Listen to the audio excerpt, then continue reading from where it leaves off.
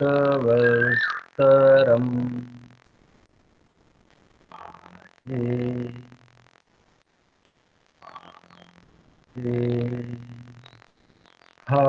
हवामहे सखाय इन्द्रमोतये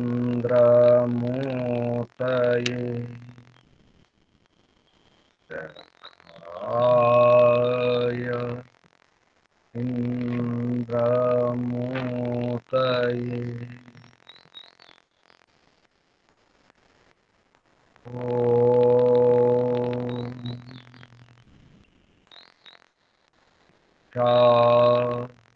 वास्यमिदं सर्वं यत्किञ्च जगत्यां जगत् यक्ष्ये भुजीथा मा पृथक्कस्य सिद्धन् येन यक्तेन भुजीथा मा पृथक्कस्य सिद्धनम् ॐ वायुरनिलममृतमथेदम् भस्मान्तं शरीरम्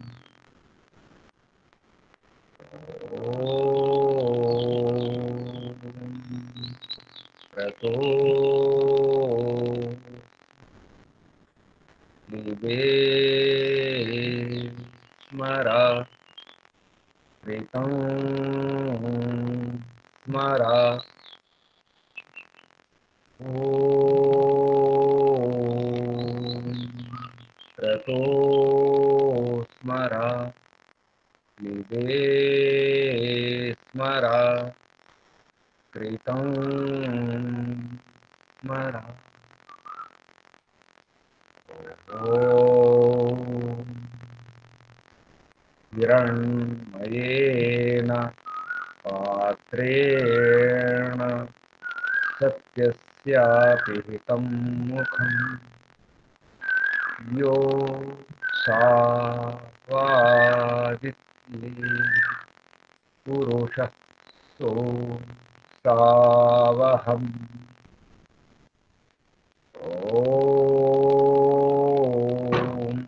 खं ब्रह्म ॐ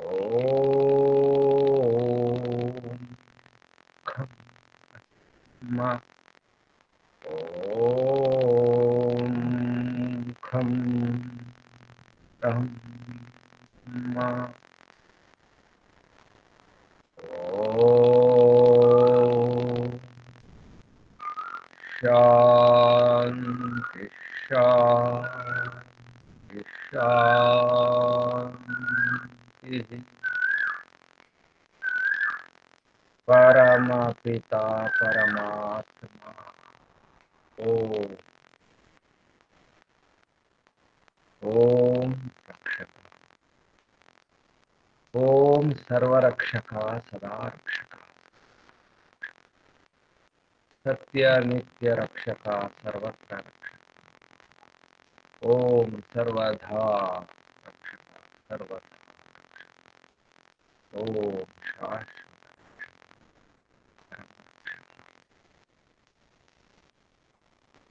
ॐ शाश्वत शाश्वत सर्वपिता सर्व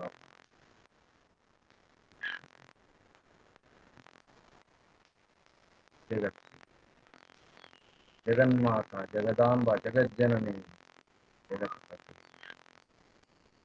జగద్రక్షక ఓం ఓం శాశ్వత భ్రాత దాత విధాత ఓం శాశ్వత బంధు ఓం శాశ్వత గురు పరమ గురు శాశ్వత ఆచార్య పరమ ఓం శాశ్వత స్వామి శాశ్వత రాజా రాజాధిరాజ పరాధిరాజ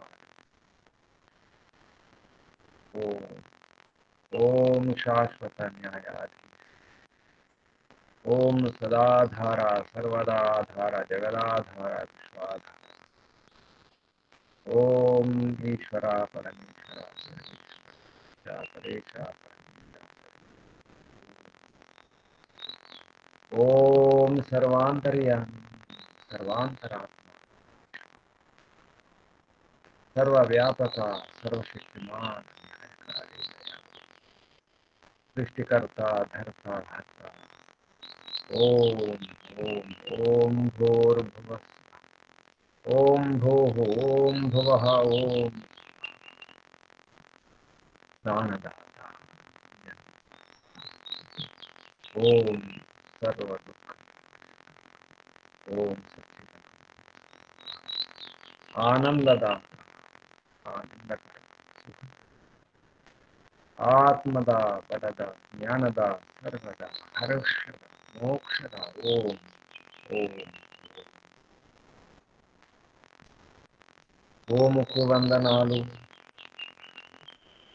ఋషులకు మహర్షులకు మునులకు యోగులకు గురువులకు ఆచార్యులకు అధ్యాపకులకు పెద్దలకు మాతాపితరులకు శ్రేయోభిలాషులకు మిత్రులకు జడచేతనాది చరాచర జగత్తుకు స్థావర జంగమాలకు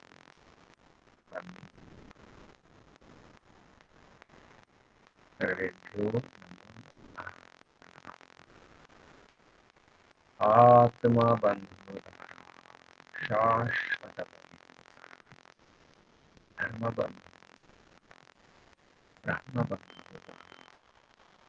ఆత్మీయ బాంధవులారా మిత్రులారా అత్యంత దుఃఖ నివృత్తి అభిలాషుల పూర్ణ పురుషార్థుల మోక్షాకాంక్ష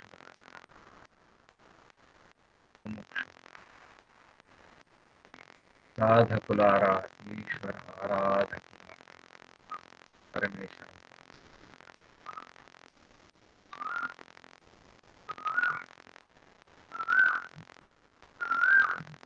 నిజానికి ఆనందం కావాలి, మన దుఃఖాలని కావాలి. ఏ ప్రాణైనా కోరుకునే పురుషార్థం చేసి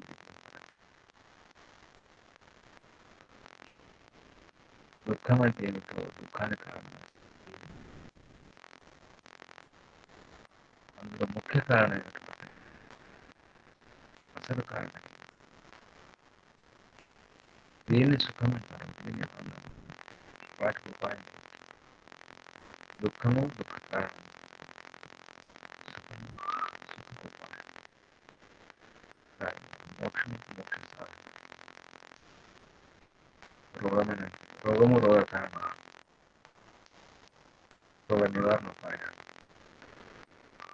అంటే ఆరోగ్యం ఉండడం ఎలా, దేన్ని రోగం అంటారో దేన్ని ఆరోగ్యం అంటారు, వాటి కారణాలే ఉపాయాలు, ఎక్కడైనా ఏ సమస్య సమస్య సమస్య కారణం సమస్య నివారణ ఏమిటి, నివారణ ఉపాయం ఆ విధంగా ముందుగా కనిపిస్తున్న వాటి కనిపిస్తున్న దాంట్లో ముఖ్యంగా ఏమిటి మనకి ఇక్కడ మన తోడుంది తోడు నీడ జీవితాంతం వెంట ఉంది రక్షించి మనకు సాధనకే వాహనమై నిలయమై ఆవాసం ఈ శరీరం ఈ దేహం దీన్ని కాదని ఏ బంధములు లేని సంబంధం, ఏ బంధువులు లేని శరీరం లేకుండా ఈ శరీరం ఉంది కాబట్టి, ఇందులో మనం ఉన్నాము కాబట్టి, ఈ దేహంలో ఈ మానవ జన్మ ఈ బంధాలు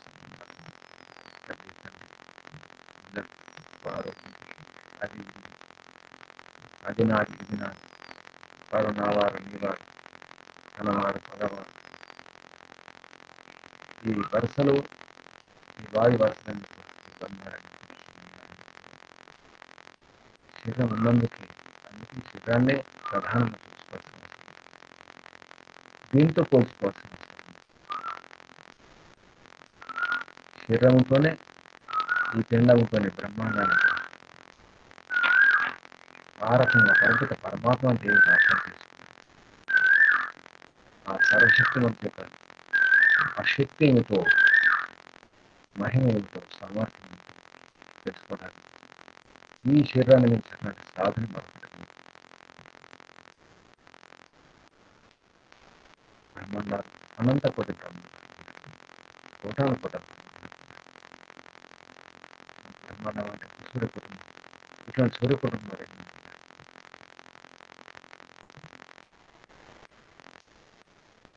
అక్కడికి వెళ్ళి తెలుసుకోలేము. ప్రతి కణకణాన్ని, ప్రతి బ్రహ్మాండాన్ని తెలుసుకోవడం సాధ్యం. అణువులు, పరమాణువులు అందరూ తెలుసుకోవాలి. అణువులు, పరమాణువులు పట్టుకోలేము. పట్టుకోలేము, చూడలేము, వినలేము. బుద్ధి ద్వారా కళ్ళు మూసుకోవాల్సింది, లోపలికి వెళ్ళాల్సింది, బుద్ధి ద్వారా బోధపరచుకోవాల్సింది.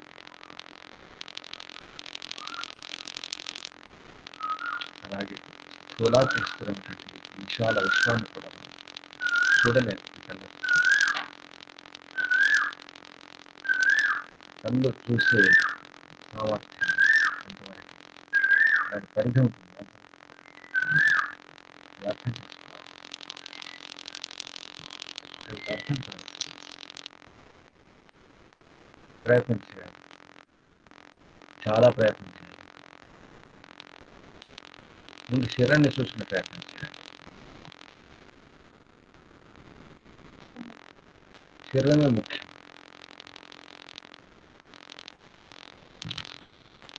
శరీరం చూసుకునే ప్రయత్నం చేయాలి. అందుకే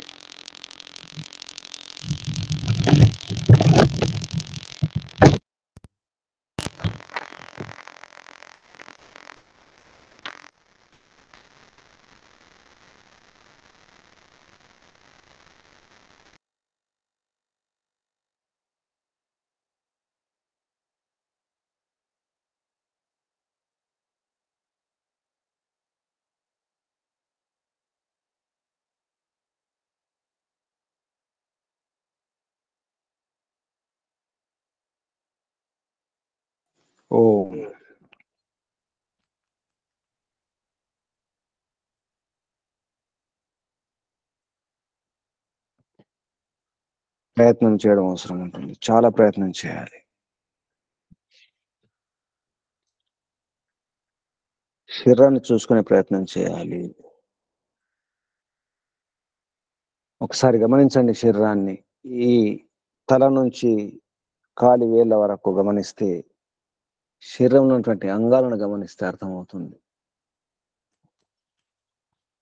మన కళ్ళు, చెవులు, ముక్కు, నోరు, కాళ్ళు, చేతులు, ఈ మూత్రంగం, మూత్రద్వారం, మలద్వారం, నాభి, మన ఉదరం, గుండె, వీటిని గమనిస్తే వీటిలాగా కొన్ని పోల్చి ఉంటాయి, వాటిలాగే ఉంటాయి. అందులో కళ్ళు గమనిస్తే దేనిలాగా ఉన్నాయి, నోరు ఎలా ఉంది, ముక్కు ఎలా ఉందని గమనిస్తే ఈ విశ్వ రహస్యం అర్థమవుతుంది. సృష్టి రహస్యం. సృష్టి రహస్యాన్ని తెలుసుకోవాలంటే ఈ శరీర రహస్యాన్ని అర్థం చేసుకోవాలి. దానికోసం ప్రయత్నం చేస్తూ ఉండాలి.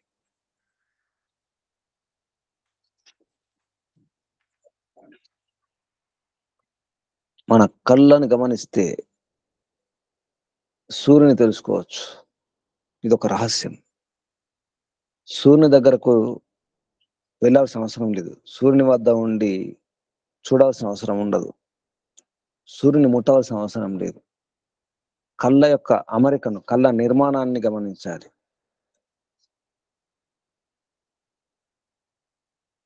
కంటిలో ఉన్న భాగాలను, కంటి యొక్క విషయాన్ని తెలుసుకుంటే సూర్యుని యొక్క విషయం అర్థమవుతుంది. నోటిని గమనిస్తే కొన్ని తెలుస్తాయి. చెవులను గమనిస్తే కొన్ని తెలుస్తాయి. మనం గనక సూక్ష్మంగా అర్థం చేసుకుంటే విశ్వం అర్థమవుతుంది. మన శరీరాన్ని మనం గమనిస్తే చాలు, చూసుకుంటే చాలు. మన మనసును చూసుకుంటే చాలు, మన బుద్ధిని చూసుకుంటే చాలు.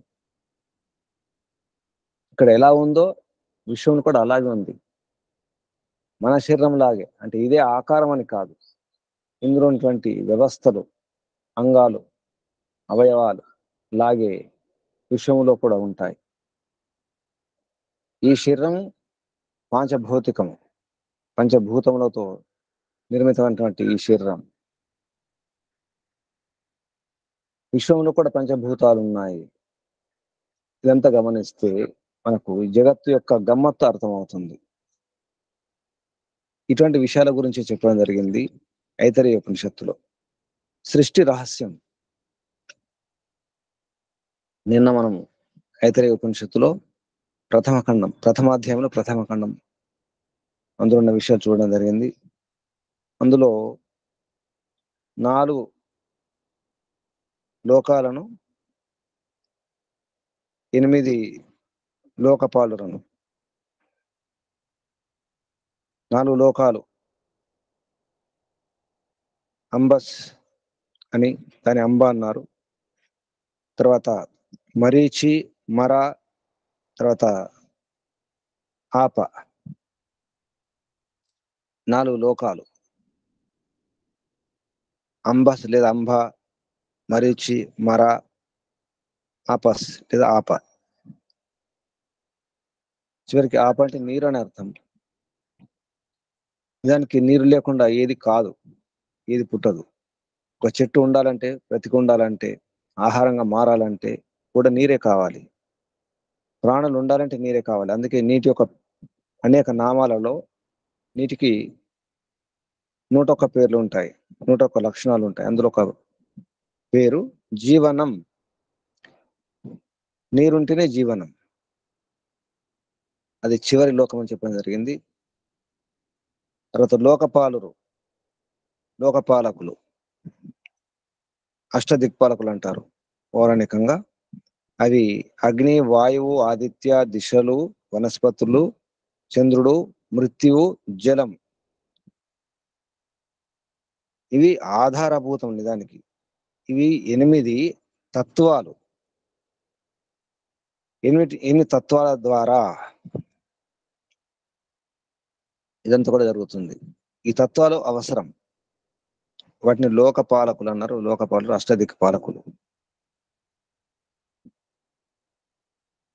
ఇదొక రహస్యం. అంబ, మరీచి, మర, తర్వాత ఆప. మర అంటే ఈ మర్త్యలోకం, భూమిని మర అన్నారు. కింది లోకం అంటే దానికంటే ఇంకా లోపల అన్నమాట. అదొక లోకం, ఆపలోకం. అంటే భూమి లోపల నీరు ఉంటుంది. దీన్ని అర్థం చేసుకుంటే భూమి లోపల నీరు, భూమి పైనటువంటి మరీచి, మన మరీచిక అంటాం ఎండమావులను. అది మధ్యలో, అంతరిక్షంలో మధ్యలో అది కనిపిస్తుంది. ఎడారుల్లో లేదా మనకు మార్గంలో వెళ్తుంటే ఈ తార్ రోడ్డు ఉంటే తార్ రోడ్డు పైన కూడా కనిపిస్తుంది మరీచిక, ఎండమావి. నీళ్లున్నట్టు అనిపిస్తుంది. దానిపైన ముందు అంటే అంబస్, ద్విలోకం అన్నమాట. అందులో అన్నీ ఉంటాయి, గ్రహ నక్షత్రాలన్నీ కూడా. కొంత పరిచయం చేయడం జరిగింది. మన శరీరం లాగే విరాట్ పురుషుని శరీరం ఉంటుంది. దాన్ని విరాట్ అన్నారు, లేదా విరాట్ పురుష అన్నారు, మనల్ని పురుష అన్నారు. ఈ పురుషునిలాగే, అంటే ఈ శరీరం లాగే విరాట్ పురుషుడు. పరమపిత పరమాత్మ యొక్క పేరు కూడా విరాట్ పురుషుడే. పరమపిత అనుకుంటే మనం తెలుసుకోవడానికి ఒక కల్పన ఇది. మన శరీరం లాగే ఉంటుంది. అందుకే భగవంతుణ్ణి, పరమాత్మను మానవుడు తన శరీరం లాగే అనుకొని కొలుచుకుంటాడు. తనకున్నటువంటి ఈ కళ్ళు, కాళ్ళు, చేతులు, ముక్కు, చెవులన్నీ ఆ రకంగా ఊహించుకొని తన రూపాన్ని కల్పించి భగవంతునికి ఒక రూపాన్ని ఇవ్వడం జరిగింది. నిజానికి విరాట్ పురుషుని యొక్క సంక్షిప్త రూపమే ఈ మానవ దేహం. నిజానికి అంత గొప్పది. భగవంతుని యొక్క సారమే అని చెప్పడానికి ఐతరేయ ఉపనిషత్తులో ప్రథమ అధ్యాయంలో ద్వితీయ ఖండంలో చెప్పడం జరుగుతుంది. 8 దేవతలు లేదా లోకపాలకులు, అగ్ని, వాయు మొదలగునవి అన్ని కూడా. అగ్ని, వాయువు, ఆదిత్యుడు, దిశలు, వనస్పతులు, చంద్రుడు, మృత్యువు, జలం. వీటి నుండి మీ మానవ దేహం ఎలా ఏర్పడదో ఇందులో చెప్పడం జరుగుతుంది. ఈ 8 దేవతలు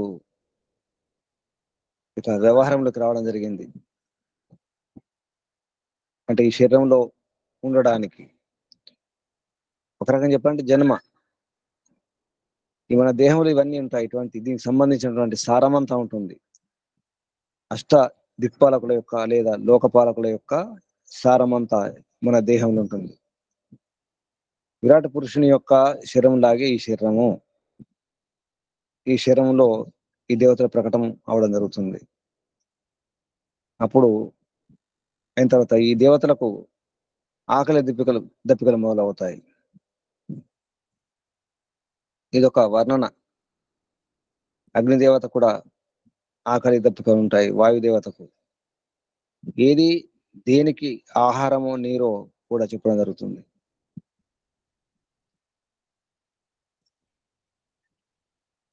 దేవతలు వాటికి ఇబ్బంది అయిపోయి పరమపిత పరమాత్మ అడగడం జరుగుతుంది. అవునండి, పుట్టించావు, నిర్మాణం చేసావు, కానీ ఈ పరమపిత పరమాత్మ మాకు ఆధారం ఏమిటి? ఎక్కడ ఉండాలి? మాకు ఆకలి వేస్తుంది, దప్పిక అవుతుంది, మేము ఎక్కడ ఉండాలి? మాకు ఆధారం ఏమిటి? దేవతలు ఉన్నాయి, అంటే తత్వాలు ఉన్నాయి. తత్వాలు అంటే సరిపోదు, వాటికి ఆధారం కూడా కావాలి. ద్రవ్యం లేకుండా నిజానికి తత్వాలు ఉండజాలవు. గుణకర్మలు కూడా, గుణం ఉండాలంటే గుణి ఉండాలి, కర్మ ఉండాలంటే కూడా కర్మ చేయడానికి ఎవరైనా ఉండాలి. ధర్మం ఉందంటే ధర్మి ఉండడం అవసరం. అవయవాలు ఉన్నాయంటే అవయవి ఉండాలి. అవయవాలు ఈ అవయవంలో ఈ అవయవి అనేటువంటి శరీరంలో అవయవాలు ఉంటాయి, అంగాలు ఉంటాయి. అంగాలు ఉన్నాయంటే అంగి ఉంటుంది, అంటే ఆధారం. అంగాలకు ఆధారం అంగి, ధర్మాలకు ఆధారం ధర్మి, అవయవాలకు ఆధారం అవయవి. అలాగే ఈ 8 తత్వాలు లోకపాలకులకు లేదా 8 దేవతలకు ఆధారం ఏమిటి? అవి అడుగుతున్నాయి. మాకు ఆకలి వేస్తుంది, దప్పిక అవుతుంది, మేము ఎక్కడ ఉండాలి? ఎక్కడ ఈ ఆకలి దప్పిక తీర్చుకోవాలి అని అడగడం జరుగుతుంది. తా ఏతా దేవతా సృష్ట. తా అంటే ఆ, ఏత ఈ దేవతలు, ఈ దేవతలు ఏమో అష్టదిక్పాలకులు, లోకాలు, అష్ట లోకపాలురు. ఆ దేవతలు స్రష్ట. సృష్ట అంటే రచింపబడినాయి, పుట్టించబడినాయి. అస్మిన్ మహతి అర్ణవే. ఈ మహతి విశాలమైనటువంటి గొప్ప అర్ణవములో అంటే సముద్రంలో. ఏ సముద్రం? ఈ విశ్వం అనే సముద్రములో, భవసాగరములో అని అర్థం. ప్రాపతన్ పడిపోయినాయి ఈ దేవతలు, అష్టలోకపాలకులు, 8 తత్వాలు. అస్మిన్ మహతి అర్ణవే ప్రాపతన్ తం, ఆ భవసాగరంలో, తం అశనాయ పిపాసాభ్యాం, అశనాయ పిపాసాభ్యాం అంటే ఆకలి దప్పికలతో, అన్ను అవార్జం యుక్తం చేయబడ్డది. వాటికి ఆకలి దప్పిక అంటే వాటి అవసరాలు ఉంటాయి. ఏదైనా ఉందంటే దానికి తప్పకుండా దాని రక్షణ కొరకు అవసరం ఉంటుంది. ఒక చెట్టు పెరగాలంటే దానికి కావాలి. అది ఏదైనా ఉండాలంటే ఆధారం ఉండాలి. ఇది ఒక భాష, ఆకలి దప్పికలనే మాట. తా ఏతా దేవత సృష్ట అస్మిన్ మహతి అరణవే ప్రాపతన్ తం అశనాయ పిపాసాభ్యాం అనువావర్జం. అనువార్జం అంటే ఇక్కడ యుక్తం చేయడం జరిగింది. అనువావర్జం చేయడం జరిగింది అంటే అనువావర్జత్తం, అనువావర్జత్ అంటే చేయడం అయిపోయింది. ఇది భూతకాలం చెప్పడం జరుగుతుంది. అనువావర్జం చేయడం జరిగింది అంటే వాటికి జోడించడం జరిగింది దేవతలను ఆకలి దప్పికలతో. అది చేసింది పరంపిత పరమాత్మే. తాహ, ఆ ఉత్పన్నమైనటువంటి అగ్ని మొదలగు దేవతలు ఏవైతే ఉన్నాయో అవన్నీ కూడా ఏనం అంటే పరంపిత పరమాత్మను, అబ్రువన్ స్రష్టను అడగడం జరుగుతుంది. ఆ దేవతల పరంపిత పరమాత్మను అడగడం జరుగుతుంది. ఆయతనం, మాకు స్థానం ఏమిటి, మాకు ఆశ్రయం ఆధారం ఎక్కడ, మేము ఎక్కడ ఉండాలి, ఎక్కడుండి మనుగడ సాగించాలి అని. నహ అంటే మాకు అని అర్థం. ప్రజానీహి, ప్రజానీహి అంటే చెప్పండి అని అర్థం. మేము ఎక్కడ ఉండాలో చెప్పండి. యస్మిన్ ప్రతిష్ఠిత, ఎందులో ఉండాలి, ఉండి అన్నం అదామా ఇది, అన్నం అదామే ఇది, మేము అన్నాన్ని ఆరగించాలి. ఎక్కడుండి అన్నాన్ని ఆరగించాలి అని అడగడం జరుగుతుంది. తా ఏతా దేవత శ్రేష్ట అస్మిన్ మహతి అర్ణవే ప్రాపతన్ తం అశనాయ పిపాసాభ్యాం అనువార్జత్ తా ఏనం అబ్రువన్ న ఆయతనం నహ అబ్రువన్నాయతనం ప్రజానీహి యస్మిన్ ప్రతిష్ఠిత అన్నం అదామ ఇది, అన్నాన్ని అదామ తినాలి, మేము ఎక్కడుండి అన్నం తినాలి, ఆరగించాలి, మాకు ఆధారం ఏమిటి అని చెప్పి ఈ 8 లోకపాలకులు, 8 తత్వాలు అడగడం జరుగుతుంది. తమ అంటే పరంపిత పరమాత్మను, ఏనం అంటే పరంపిత పరమాత్మను. అప్పుడు విధాత పరంపిత పరమాత్మ తాభ్యో గాం ఆనయత్, గాం అంటే ఆవును, ఎద్దును లేదా గోవంశాన్ని, తాభ్య ఆ దేవతల కొరకు,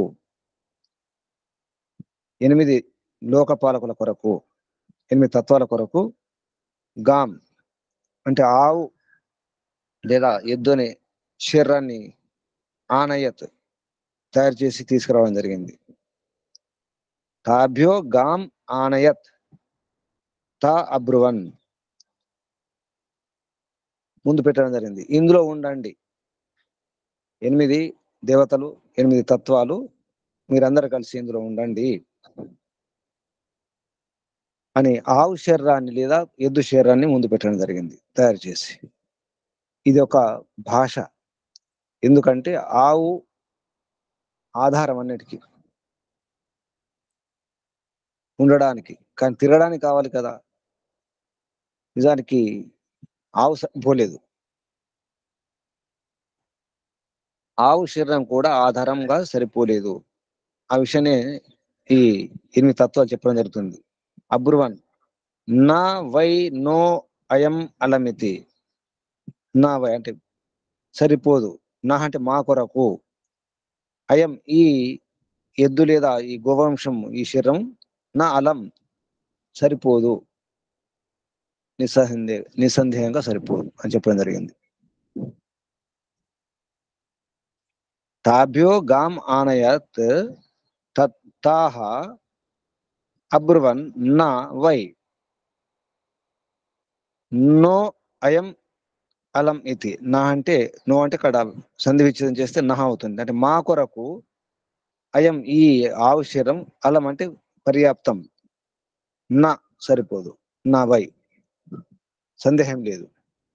అప్పుడు పరంపిత పరమాత్మ తాభ్యో అశ్వమానయత్, అప్పుడు ఆ దేవతలకు, అష్టదిక్పాలకులకు, ఆ 8 తత్వాలకు అశ్వాన్ని, అశ్వ శరీరాన్ని, గుర్రాన్ని ఇవ్వడం జరుగుతుంది. అంటే తిరగడానికి, నిజానికి ఇక్కడ ఇప్పుడు ఉండడానికి కాదు, తిరగడానికి కూడా ఉండాలి కదా. ఇల్లు ఉంది కానీ తిరగడానికి వాహనం కూడా కావాలి కదా. అందుకే మనిషికి ముఖ్యం కావాల్సినవి ఆవులు, అంటే గోవంశం కావాలి, గుర్రం ఉండాలి. గుర్రం ఒక ఉపలక్షణం మాత్రమే, తిరగడానికి వాహనాలు. అందులో ఒంటెలు కూడా వస్తాయి, ఏనుగులు కూడా వస్తాయి, అన్ని వస్తాయి. మచ్చుకు చెప్పడం జరుగుతుంది. ఆవుతో పాటు మేకలు కూడా వస్తాయి, పాలిచ్చి ఇవ్వడానికి, ఆహారం కొరకు. అందులో గేదెలు కూడా వస్తాయి, పాలిచ్చేవి, ఆహారం కొరకు ఏది అవసరమో. ఒంటెలు ఇవన్నీ కూడా, ఈ పెంపుడు జంతువులన్నీ కూడా ఈ 2 పేర్లతో, గోవు, అశ్వం. తాభ్యో అశ్వమానయత్ తథా థాః అబ్రోన్, అప్పుడు ఆ దేవతలు చెప్పినాయి, అబ్రో అని చెప్పినాయి, నహ ఇది కూడా సరిపోదు, నో అయం అలమితి ఇది కూడా, ఈ గుర్రం శరీరం కూడా సరిపోదు, గోవంశం సరిపోదు, అశ్వవంశం ఇవి సరిపోవు అని ఆ 8 దేవతలు చెప్పడం జరుగుతుంది. అప్పుడు పరపిత పరమాత్మ విధాత తాభ్య ఈ 8 తత్వాల కొరకు, ఈ 8 దేవతల కొరకు పురుషం ఆనయత్, పురుష శరీరాన్ని ముందు పెట్టడం జరుగుతుంది. పురుషం ఆనయత్, పురుషాన్ని తెచ్చిపెట్టడం జరుగుతుంది. ఆనయత్ తా, అప్పుడు ఆ దేవతలు అబ్రు అని చెబుతుంటాయి. సుకృతం బత, బత అంటే ఓహో, అదృష్టం, ఓహో, ఆహా అని చెప్పేసి సంతోషపడతాయి. బత అంటే సంతోషపడడం అనమాట. చాలా మంచిది, చాలా బాగుంది, సుకృతం, ఇది సుకృతం, పరంపిత పరమాత్మ యొక్క అసలైన కృతి, సుకృతి మానవ దేహమే, పురుష దేహమే, సంతోషపడతాయన్నమాట. నిజానికి మనం సుకృతం అంటాం, మనం చేసుకున్న సుకృతం, గత జన్మ సుకృతం అంటాం. నిజానికి సుకృతమే, మానవ దేహం లభించడమే అసలు సుకృతం. ఇది ఈ దేహమే భగవంతుని యొక్క ఎన్నో కృతులలో అసలైన కృతి, సుకృతి, మంచి కృతి, మంచి నిర్మాణం మానవ దేహమే. అప్పుడు ఆ దేవత సంతోషపడుతుంటాయి, అబ్రువన్ చెబుతుంటాయి. సుకృతం బత ఇది పురుషో వావ సుకృతం, అసలు ఈ మానవ దేహమే సుకృతం. తాహ అబ్రవీత్ యథా ఆయతనం ప్రవిశ ప్రవిశతే ఇది, అప్పుడు ఇది మా ఆయతనం, మా ఆశ్రయ స్థానం అని చెప్పి, మాకు చాలా అనుకూలంగా ఉందని చెప్పేసి అందులో ప్రవేశించడం జరుగుతుంది. ప్రవేశత, పరమపిత పరమాత్మ చెప్పడం జరుగుతుంది, ఇందులో ప్రవేశించండి, ఆశ్రయాన్ని గ్రహించండి, ఇందులో ఉండండి అని చెప్పేసి. అప్పుడు ఈ అగ్ని, వాయువు అన్ని దేవతలను కూడా మానవ దేహంలో వచ్చి చేరుతాయి, ప్రవేశిస్తాయి. ఇది ఒక అలంకార భాష. అంటే ప్రపంచంలో, విశ్వంలో ఉన్నటువంటి, జగత్తులో ఉన్నటువంటి తత్వాలన్నీ కూడా ఈ మానవ దేహంలో ఉంటాయి. ఎక్కడెక్కడో వెతకాల్సిన అవసరం లేదు. ఈ రకరకాల తత్వాల గురించి, అగ్ని, వాయువు, ఆదిత్యుడు, దిశల గురించి, వనస్పతుల గురించి, చంద్రుని గురించి, మృత్యు గురించి, జలం గురించి. మనం అనుకునే జలము కాదు, మనం అనుకున్నటువంటివి ఈ మృత్యువు కాదు, ఈ చంద్రుడు కాదు, ఈ వనస్పతులు కాదు, ఈ దిశలు కాదు, ఈ ఆదిత్యుడు కాదు, ఈ వాయువు కాదు, ఈ అగ్ని కాదు, ఈ సూక్ష్మంగా తత్వాలు అన్నమాట.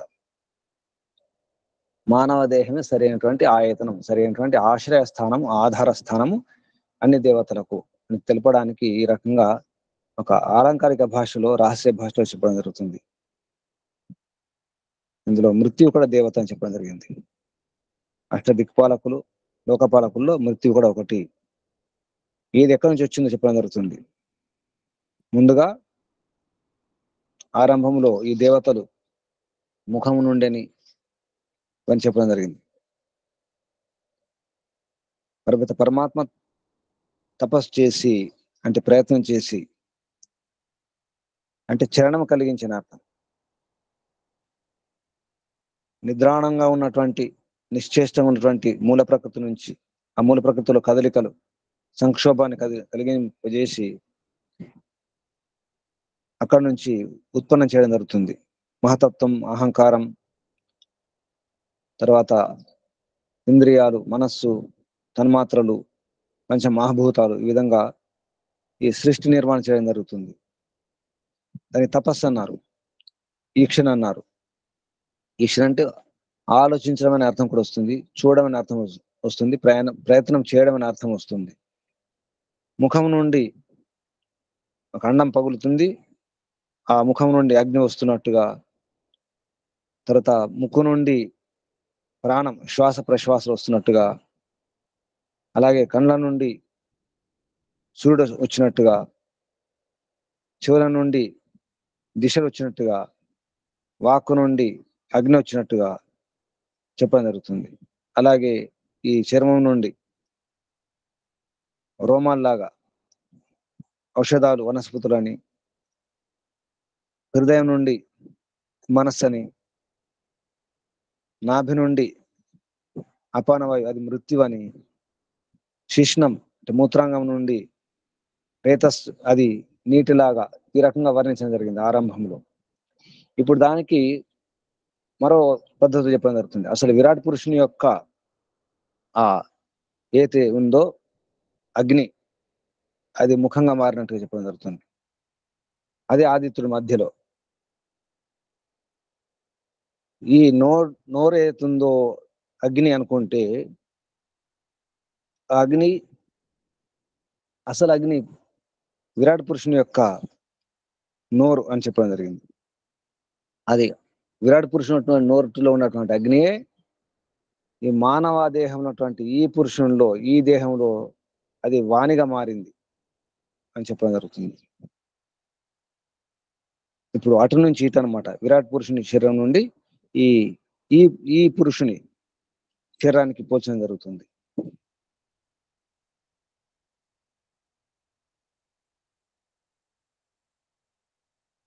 అగ్ని వాక్ భూత్వా ముఖం ప్రావిశత్. అగ్ని, విరాట్ పురుషుని యొక్క అగ్ని, అది వాక్కుగా మారి ఈ దేహం ఉన్నటువంటి ముఖములో చేరడం జరిగింది, వాక్ రూపంలో. విరాట పురుషుని యొక్క అక్కడ ఉన్నటువంటి అగ్ని వాణిగా మారి, వాక్భూత్వ, వాణిగా మారి ముఖం ప్రావిశత్, ముఖాన్ని ప్రవేశించింది. అలాగే వాయు, విరాట పురుషుని యొక్క వాయు ప్రాణంగా మారి, వాయు ప్రాణో భూత్వ నాసికే ప్రావిశత్, ముక్కులో చేరింది శ్వాస ప్రశ్వాస రూపంలో. విరాట్ పురుషుని యొక్క ప్రాణమే అది వాయుగా మారి.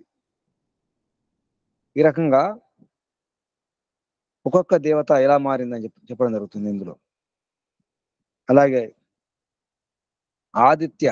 ఆదిత్యుడు చక్షుగా మారి, అంటే చూసే శక్తిగా మారి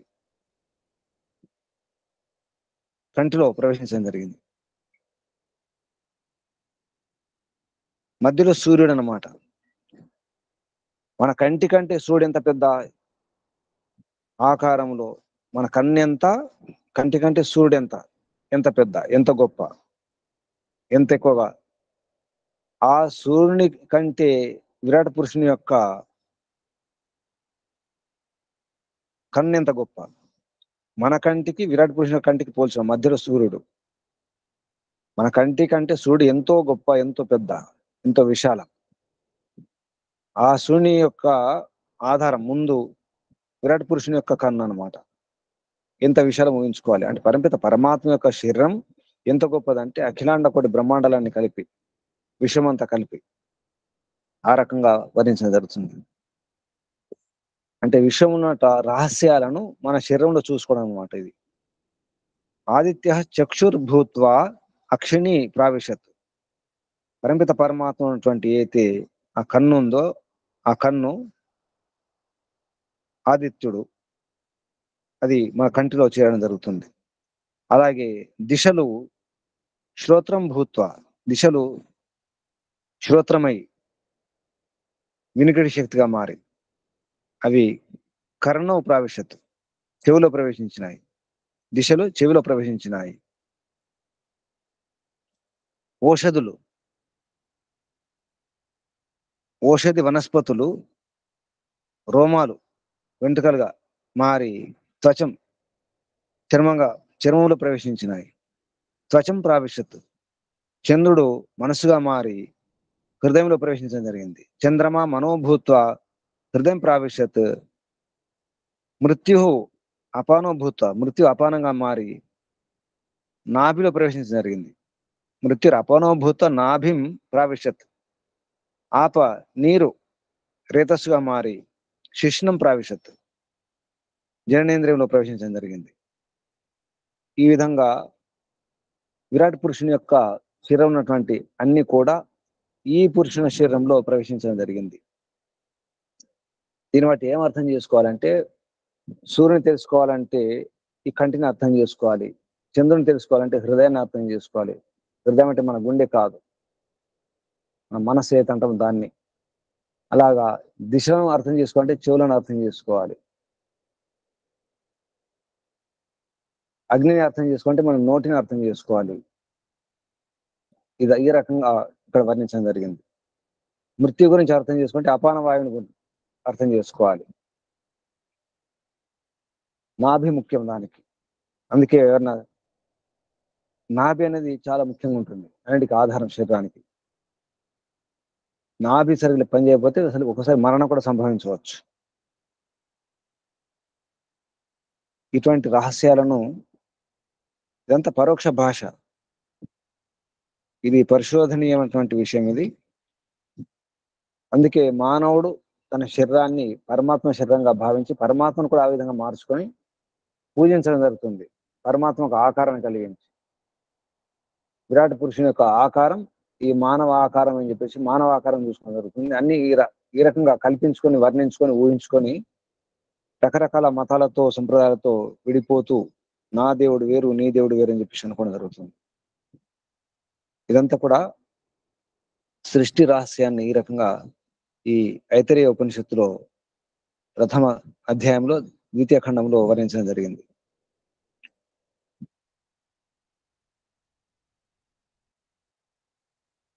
అప్పుడు ఆకలి దప్పికలకు కూడా సమస్య వస్తుంది. అన్ని బాగున్నాయి కానీ మరి మా గతి ఏమిటి, మేము ఎక్కడ ఉండాలి? ఆకలి దప్పికలకు సమస్య.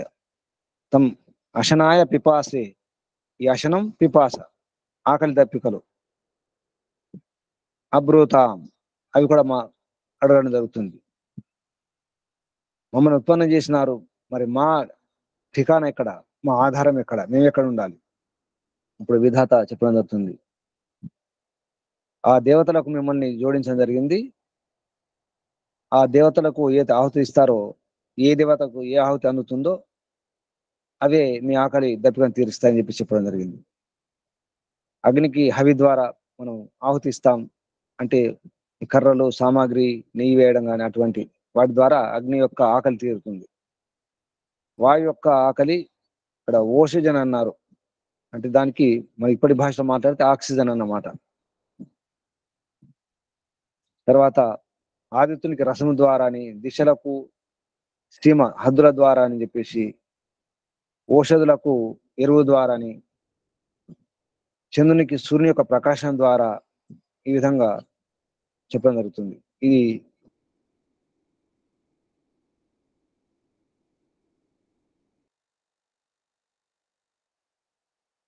ఇదంతా కూడా ఒక రహస్య భాష. ఈ భాషను అర్థం చేసుకుంటే సృష్టి రహస్యం అర్థమవుతుంది. సృష్టి రహస్యాన్ని ఈ విధంగా చెప్పడం జరుగుతుంది. ఒక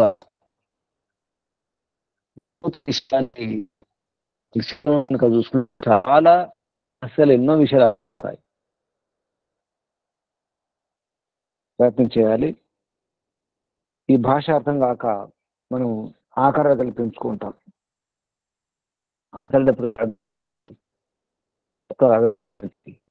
అసలు ఆ లోకాలు ఏమిటి, ఇదంతా కూడా ఐతరేయ బ్రాహ్మణంలో, అంటే ఋగ్వేదానికి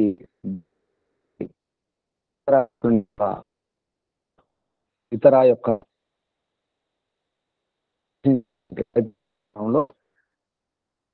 విషయాలు, రహస్య విషయాలు, ఎన్నో గూఢ విషయాలు, సృష్టి రచన ఎలా ఏర్పడ్డది, ముందు ఏముండెను, తర్వాత ఏం జరిగింది,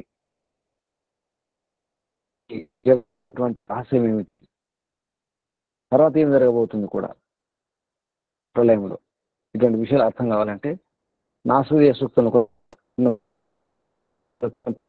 మాత్రం కాదు, తర్వాత ఏం జరుగుతుంది, ఆరంభం ఏర్పడుతుంది, జరుగుతుంది, అసలు ముందు ఏముంటుంది, తర్వాత ఏముండదు. ప్రళయకాలంలో స్థితి తర్వాత ఏది మొదలవుతుంది అని చెప్పడం జరుగుతుంది. అందుకే చివరికి లోకాలలో ఆప అన్నారు, అది ముందు, అది చివరిది. జలం ఇప్పుడు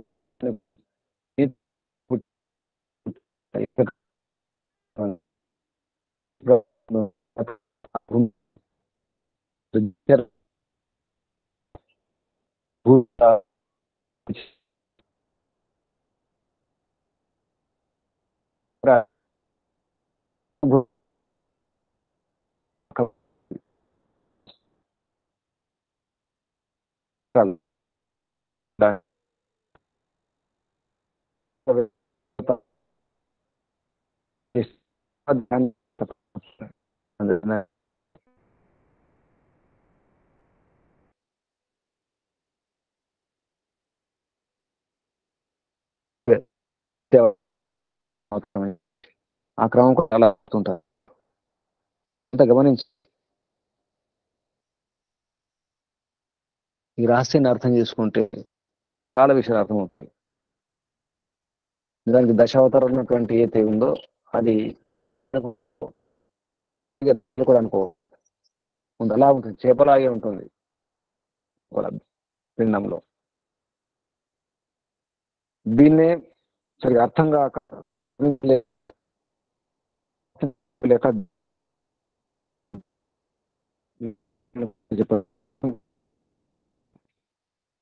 మాడు కోతిని చెప్పేసి అవుతుంది. అంటే ముందుగా అలాగే ఉంటుంది. దానికి ఉదాహరణ కూడా చెప్పడం జరుగుతుంది. కప్ప చిన్నప్పుడు దానికి తోక ఉంటుంది, మెల్ల మీద తోక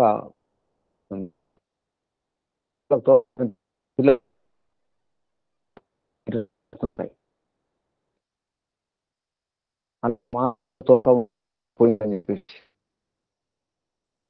గురూజీ మాట అసలు అర్థం కావట్లేదు. కోతి రూపం అని చెప్పేసి ఈ కనిపించే ఈ కోతులు కావు, ఆ కోతి వేరంటారు, ఇప్పుడు ఆ కోతి లేదంటారు. ఈ రకంగా రకరకాల ఊహలు తప్ప ఇంకేమీ లేవు. దాని ఉన్న కాలంలోనే ఇప్పుడు కూడా ఎంతమంది వైజ్ఞానికులు అది కాదు, తప్పుడు సిద్ధాంతం అని చెప్పేసి రుజువు చేయడం జరిగింది.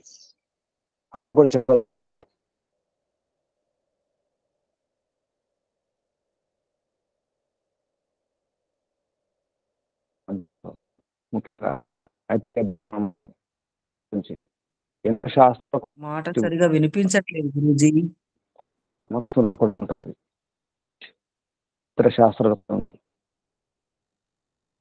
మహాభారతం కూడా ఉంది. దాన్ని కొందరు బైబిల్ తీసుకోవడం జరిగింది. ఒక నోవాని వాడు ఉంటాడు, ఒక పెద్ద ఓడను తయారు చేసుకుంటాడు, అందులో అన్ని జోడి జన్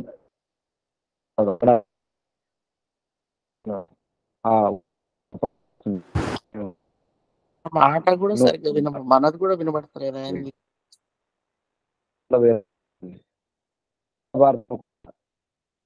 అక్కడ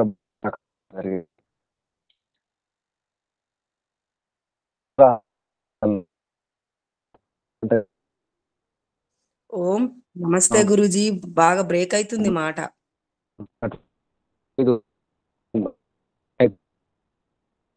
ఉపనిషత్తుగా ఇక్కడ తీసుకోవడం జరిగింది. ప్రయత్నం చేయండి, శరీరాన్ని చూసుకునే ప్రయత్నం చేయండి, అర్థం చేసుకునే ప్రయత్నం చేయండి అని చెప్పడానికి ఎక్కడో వెతకాల్సిన అవసరం లేదు. సృష్టి రహస్యం, భగవంతుని యొక్క మహిమ మీ దేహంలోని చూసుకోండి, మీ శరీరంలో చూసుకోండి అని చెప్పడం జరుగుతుంది. ఇది ఐతరేయ ఉపనిషత్తులో లాంటి ఈ ప్రథమ అధ్యాయంలో ద్వితీయ ఖండం.